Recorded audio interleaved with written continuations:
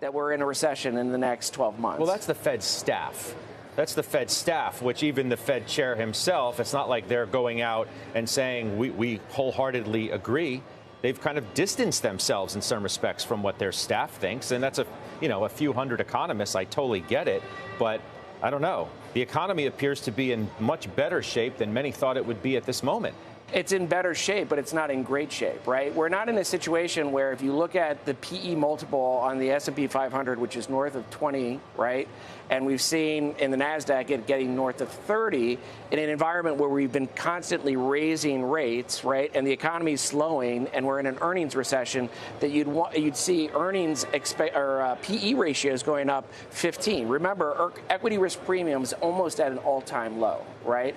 So you're not really getting paid enough to take the risk that you're taking in the equity market right now. Next year's earnings, though, are like 245. So as you suggest there, I know, and they're coming you're down. Scoffing at that. And they're coming down, right? It's a question of playing catch up right now, right? And so you're seeing it on the strategist side, right? So all the strategists that came in really bearish at the beginning of the year are all ratcheting it up higher. He's not, Mike right? Wilson's right, not. because he's looking at the facts. When the facts change, my opinion will change, and the facts look the same as to what we're saying. Yes, economic activity isn't as bad as we thought, but it's not good, right? So in our mind, you've seen prices go dramatically higher that aren't justified. So what would make us go into your camp, right? What is going to make us switch? So let's look at earnings. It's not my camp. It's just the factual. The fact of the matter is the market's at a great first half. If you look at Bloomberg, right, 18 of 20 strategists have an equity return assumption that's below where we are right now. So there's still a lot of people that are raising their estimates, for sure, but they're still below, right? So what are we going to see? We've got, to your point, earnings priced for perfection. Okay, so if you look at top line, do we think companies are going to be raising prices in this environment? Probably not. Earnings aren't necessarily priced for perfection everywhere. They may be priced in 7 stocks for perfection. Well, I think in general you could make that argument that those 7 stocks are probably too expensive. I could make the argument that the economy is going to see some real issues with regards to the consumer as well as credit, right?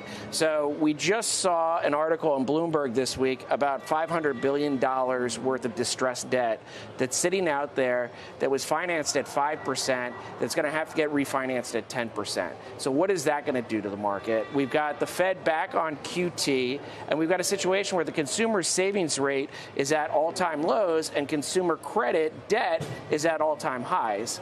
So to your point, 2/3 of the economy is the consumer. We're a little concerned about the consumer. And don't forget about student loans, right? In October, that's going to be pulling money out of the system as well. I mean, I keep hearing the same concerns from a lot of people, obviously, people who are cautious, and yet the market just keeps going up, right? The trend is kind of undeniable. Sentiment is definitely, and perception is definitely going higher. Fundamentals have stayed the same or gotten worse, right? The two most important parts of that sentiment trade was going to be those Fed rate cuts that we're not getting. You said, and I didn't let you finish, and my apologies, but I want you to finish. When you said what makes us bullish, right, is what? What turns you? Right. So we obviously have to get wrong on earnings, right? We either have to see top line do better, which means either prices go up or we see more volume or margins expand. And we don't think either of those things are going to happen. So I think what you're going to have to see is you're going to have to see prices come down.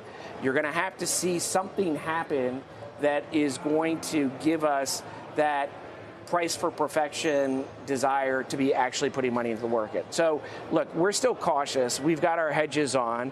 We're also hedging our hedge, if you can say that, by looking at, if you want to add equity exposure, doing it on equal weight. So if we're wrong, the market goes and we get kind of narrow that gap between the two. But I mean, look, Scott, there's so much other opportunity out there besides the equity market, right? So treasuries, corporates giving you 5 to 6%, that's nothing to get too upset about. And then you've got in the private credit world, you're getting 10 to 15%. You got an equity-like return at the top of the capital stack. So in our minds, you don't necessarily need to be in equities right now to get a good return for your clients. All right, we'll make that the last word. I appreciate it as always.